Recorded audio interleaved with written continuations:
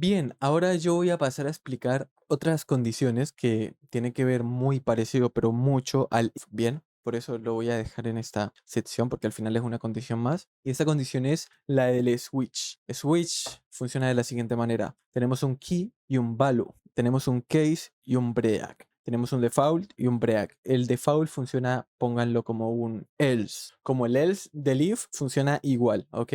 Y el case funciona muy parecido a los if, simplemente que acá ya tenemos un valor predeterminado y el switch sirve más que nada para ahorrar memoria de la computadora. Al final es como una manera más rápida de hacer un if a nivel de procesamiento y bueno, también más ordenado dependiendo del caso de comparativa que queramos ingresar dentro del mismo switch, ¿ok? Entonces tenemos un key y un value, ¿ok?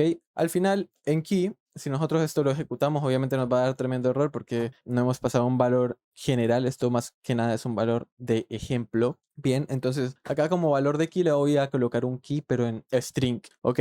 Algo muy importante que nosotros podemos pasar en switch, valores como strings, objetos, arrays, podemos pasar cualquier cosa y acá en case podemos colocar cualquier cosa. Pero case, ¿qué es? ¿Qué colocamos en case? Bien, case es como casos donde nosotros, por ejemplo, digamos que tenemos archivados casos de asesinos, entonces tenemos que ir buscando asesino por asesino cuál es el caso que queremos ver. Bien, entonces como caso queremos ver el caso del key. ¿Ok?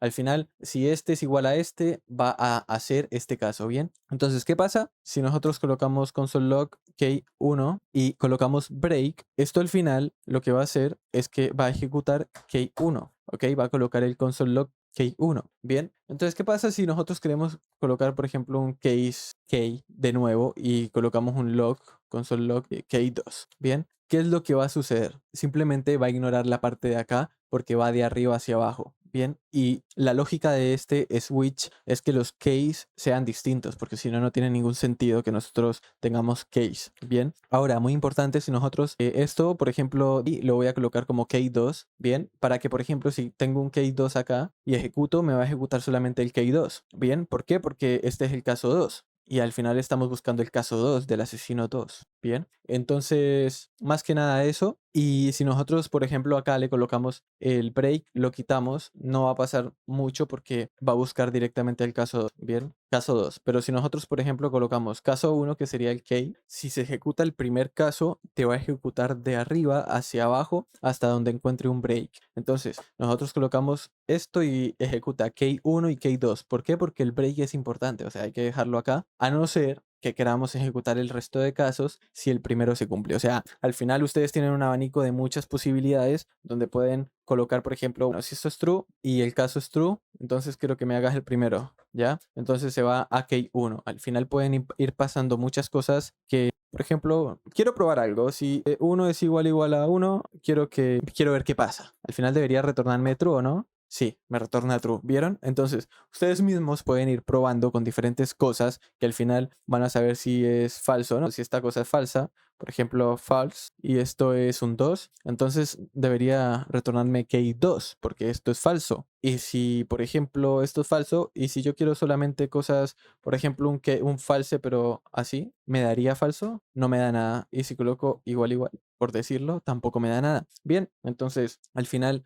tiene que ser un valor falso, pero como falso de falso, no como falso de string, como pueden ver. Y también, por ejemplo, este default, que es como un else, podemos, por ejemplo, ningún key se cumple. Entonces, al final este es falso, este es verdadero, falso. Y si ven, por ejemplo, este es verdadero, pero el caso no entra al verdadero porque esto no es verdadero. Entonces, si esto no es verdadero, se va a cumplir ningún case se cumple, que es el default. Este es por defecto, cuando nada se cumple. Bien, entonces nos va a dar bueno, esto es porque es falso este, jeje, pero si colocamos este, bueno, vamos a colocar mejor un string cualquiera, XD.